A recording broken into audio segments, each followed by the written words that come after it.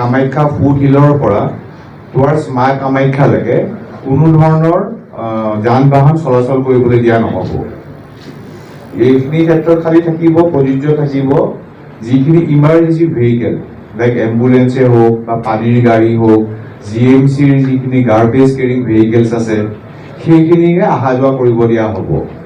আৰু তাৰপিছত ৰাতি 11টা পৰা 5টা বজালৈকে, ৰাতি 11টাৰ পৰা মৰ্ণিং 5টা বজালৈকে যিখিনি এচেঞ্চিয়েল গুডছৰ গাড়ী থাকিব, কাৰণ বহুত ক্ষেত্ৰত দেখিছে যে ওপৰলৈ বহুতখিনি বস্তু কেৰি কৰিব লাগে, তেতিয়া 11টা বা 5টা বজাৰ ভিতৰতে সেইখিনি সময়ত সেইখিনি গাড়ী চলাচল কৰিবলৈ অনুমতি দিয়া হ'ব। আৰু এটা ৰাস্তা আছে পাণ্ডু পোৰ্টৰ পৰা যিটো নতুনকৈ ৰাস্তা আছে সেই ডাঙৰবাৰী হয়, সেই ৰাস্তাটোদি যিখিনি ইমাৰ্জেঞ্চি ভেহিকেল আৰু এজ ৱেল এজ আমাৰ যিখিনি ফেৰী কাৰ প্ৰভাইড কৰিছে ডিষ্ট্ৰিক্ট এডমিনিষ্ট্ৰেশ্যনে সেইখিনি গাড়ীহে সেইফালে আহিবলৈ দিয়া হ'ব। যিটো বাইদেৱে ক'লে যে ধৰক কোনোবা ধৰক ফিজিকেলি চেলেঞ্জ মানুহ, সেইকাৰণে ফেৰী কাৰখিনি আপোনালোকে ডিষ্ট্ৰিক্ট এডমিনিষ্ট্ৰেশ্যনে এপ্লাই কৰিলে একৰ্ডিংলি সেই ফেৰী কাৰত তেওঁলোক এই মন্দিৰৰ ওপৰলৈকে আহিব পাৰিব। এতিয়া কথাটো হৈছে যিখিনি মানুহ ওপৰত কাম কৰিব বিভিন্ন অফিচিয়েলসকল, তেওঁলোক সকলোখিনি আহি গোট খাব সোণাৰং হাই ছেকেণ্ডেৰী স্কুল ফিল্ডত। যিটো ফেৰী কাৰ প্ৰভাইড কৰা হ'ব সেই ফেৰী কাৰটো প্ৰভাইড কৰা হ'ব আপোনাৰ সোণাৰাম স্কুলৰ ফিল্ডৰ পৰা। ফুট হিলৰ পৰা কোনো ধৰণৰ ফেৰী কাৰ প্ৰভাইড কৰা নহয়। সেইটো যদি কাৰোবাৰ কিবা আছে তেন্তে ডিষ্ট্ৰিক্ট এডমিনিষ্ট্ৰেশ্যনে এপ্লাই কৰিলে একৰ্ডিংলি তেনেকৈ ফেৰী কাৰৰ পাছ বা ফেৰী কাৰ যিটো প্ৰভাইড কৰিব সেইখন গাড়ীৰে তেওঁলোক মন্দিৰৰ ওপৰলৈকে আহিব পাৰিব। আৰু বাকী যিটো ট্ৰেফিক বেন হৈছে বা অলৰেডি বাইদেৱে ক'লে যে আমাৰ বাহিৰৰ পৰা বহুতখিনি দৰ্শনাৰ্থী আহিব আৰু কেম্প কৰা হৈছে। যিখিনি কামাখ্যা ৰেলৱে ষ্টেচনত তেওঁলোক নামিব, তাৰপৰা যিটো পাণ্ডু পোৰ্টলৈ যাব সেইখিনি বাছেছ ছাৰ্ভিচ দিয়া হ'ব। সেই বাছেছ ছাৰ্ভিচখিনি আপোনাৰ আদাবাৰী হৈ যাব, আদাবাৰী হৈ পাণ্ডু পোৰ্টৰ যিটো হেৰিত কৰা হৈছে আপোনাৰ কেম্প কৰা হৈছে, কেম্পত তেওঁলোকক ৰাখি সেইখিনি গাড়ী আপোনাৰ টুৱাৰ্ডছ জালুকবাৰীলৈ ওলাই যাব, সদিলাপুৰ হৈ ওলাই যাব। আৰু যিখিনি আপোনালোকৰ দৰ্শনাৰ্থী আহিব তেওঁলোকৰ আমাৰ কৰিম কি, যিখন আপোনাৰ নীলাচল ফ্লাইঅভাৰৰ আমি ব্ৰিজৰ তলেদি ভৰাই দিম।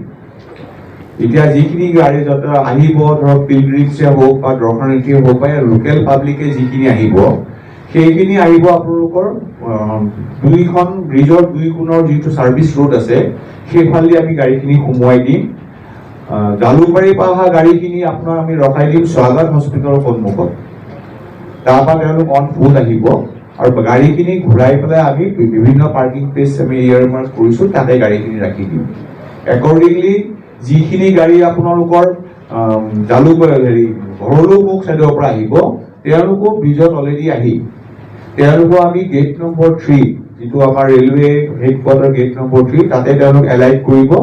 এলাইট কৰি তেওঁলোক তাৰ পৰা অন ফুট দি কামাখ্যা টেম্পললৈ যিটো ফুট হিল তালৈকে আহিব পাৰিব।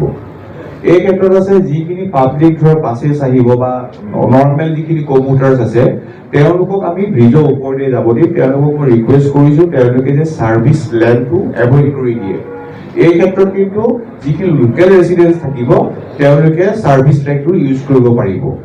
সেইখিনিলৈকে বৰ্তমানকে প্লেন। আৰু আমাৰ পাৰ্কিং স্পেচ কিছুমান আমি এয়াৰমাৰ্ক কৰি থৈছোঁ। এইটো হৈছে আদাবাৰী যিটো বাছ ষ্টেণ্ড আছে সেইটো হ'ব। সৰু গাড়ীৰ কাৰণে আপোনাৰ আছে বুঢ়ীপাৰা স্কুল ফিল্ড, বুঢ়ীপাৰা ফিল্ড যিখন আছে সেইটো। সিফালে আছে আপোনাৰ ITI মাছখোৱা, তাত ৰাখিব পাৰিব।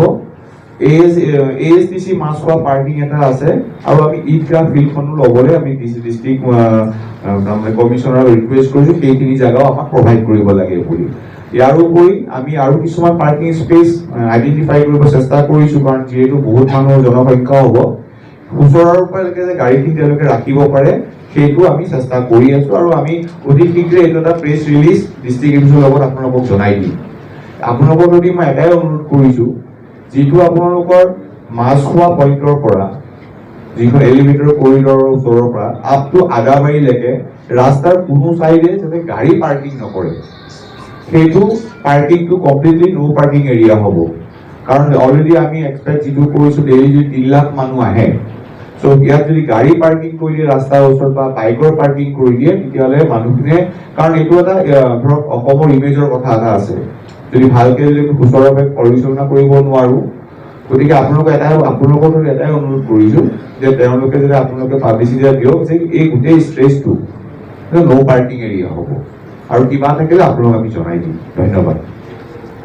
এতিয়া মানুহখিনি মই এইটো ক'লোৱেই, ধৰক ফেৰী কাৰৰ যিখিনি পাছ ডিষ্ট্ৰিক্ট এডমিশ্যনে ইছ্যু কৰিব, আপোনালোকে কণ্টেক্ট কৰি ল'লেই হ'ল, কাৰণ গাড়ীখিনি থাকিব সোণাৰাম স্কুলত, তাৰ পৰা আপোনালোকৰ ৰাস্তাটো হ'ব এই পাণ্ডু পৰ্টেদি, আৰু এইটো ৰাস্তাত আমি গাড়ী সংখ্যা একেবাৰে চলাব নিদিওঁ।